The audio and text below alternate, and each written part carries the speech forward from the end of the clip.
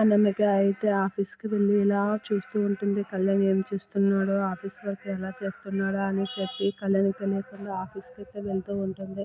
అలా వెళ్తున్న అనామికకి కళ్యాణ్ అందరికీ కథలు చెప్పడము, అందరి దగ్గర సిల్లీగా బిహేవ్ చేయడం అవన్నీ చూస్తూ ఉంటుంది. అది చూసి అనామిక అయితే ఒకసారిగా షాక్ అయ్యి, ఏంటిది కళ్యాణ్ ఆఫీస్‌లో రాజులాగా డిగ్నిటీగా వర్క్ చేస్తుంటే అందరితో సిల్లీగా బిహేవ్ చేస్తున్నాడు. అసలు కళ్యాణ్‌కి ఆఫీస్‌కి వెళ్ళే ఆలోచన లేదు. ఏదో వెళ్ళమన్నానని వెళ్తున్నాడే కానీ ఆఫీస్‌కి వెళ్ళి ఆఫీస్ వర్క్ చేయాలని ఇంట్రెస్ట్ లేదని చెప్పేసి అంటూ ఉంటుంది. ఆ మాటలు అనుకుని కళ్యాణ్‌ని కలవకుండా ఇంటికి వెళ్ళిపోతూ ఉంటుంది. వెళ్ళిపోయి ధనలక్ష్మితో ఇలా అంటూ ఉంటుంది. ఆంటీ, మీ అబ్బాయి నేను ఆఫీస్‌కి వెళ్ళమన్నాను కదా అని వెళ్ళాడే కానీ రాజులా వర్క్ చేయడము అవేమీ తను చేయట్లేదు. అక్కడ కూడా తన కవితలే చెప్తున్నాడు.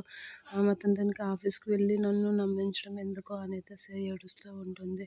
అయినా కళ్యాణ్ ఏదో ఆఫీస్‌కి వెళ్ళి అవన్నీ నేర్చుకుంటాడు. ఒక బ్రాంచ్‌కి ఎండీలా వర్క్ చేస్తాడని చూస్తే తను మాత్రం కవితలు చెప్పి అందరి దగ్గర తన కవిత్వాన్ని నిరూపించుకుంటున్నాడే కానీ ఎండీ అవ్వాలనే ఇదే తనకి లేదు. అసలు తను ఏమనుకుంటున్నాడు?